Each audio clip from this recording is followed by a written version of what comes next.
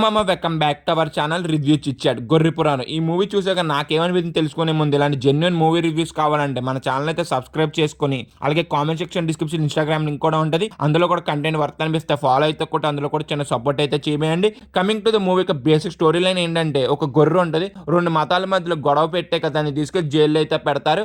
అక్కడికి వెళ్ళక సుహాస్ అయితే పరిచయం అయితే అవుద్ది. సుహాస్కి ఆ గొర్రెకి సంబంధం ఏంటి, మొత్తానికి ఏమైంది అనేది మనం మూవీ చూసి అయితే తెలుసుకోవాలి. కాన్సెప్ట్ ఏదో కొత్తగా ఉంది. మూవీ చూసాక నాకేమనిపించింది అంటే నాకు ఈ టార్చర్ ఏంట్రా? మూవీ అనేది నాకైతే నచ్చలేదు. నేను ఈ మూవీ యొక్క కాన్సెప్ట్ అనేది నాకు చాలా బాగా అయితే నచ్చింది. అలాగే ఫస్ట్ 30 minutes కూడా చాలా బాగున్నది, మంచిగా ఎస్టాబ్లిష్ అయితే చేసుకున్నారు. అలా అనుకున్న పాయింట్ ఏంటని చాలా నీట్ గా ప్రెజెంట్ అయితే చేశారు. దాని తర్వాత వచ్చే సీన్స్ అనేది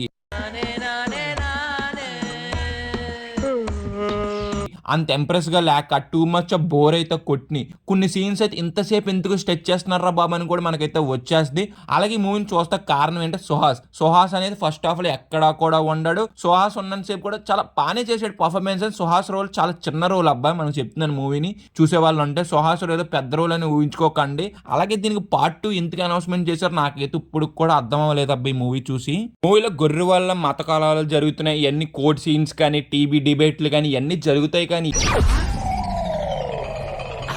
ఎక్కడ కూడా మనకి ఇంప్రెస్ అవుతా అనిపించవు. టూ మచ్ ఆఫ్ బోర్ అయితే కొడితే ఫస్ట్ హాఫ్ అయితే మామూలు ల్యాగ్ ఉంటదమ్మా, అల్ట్రా ల్యాగ్ ఉంటది. అసలు టూ మచ్ ఆఫ్ బోర్ అయితే కొడతానే ఉంటది మనకి మూవీ చూసిన సేపు కూడాను. మూవీలో కామెడీ అనేది కొన్ని సీన్స్ లో పర్లేదు అనిపించింది, కొన్ని సీన్స్ లో అయితే మాత్రం లిటరల్లీ చిరాకు అయితే పుట్టింది. కామెడీ కూడా మీరు అంతైతే ఎక్స్పెక్ట్ అయితే చేయకండి మూవీ నుంచి.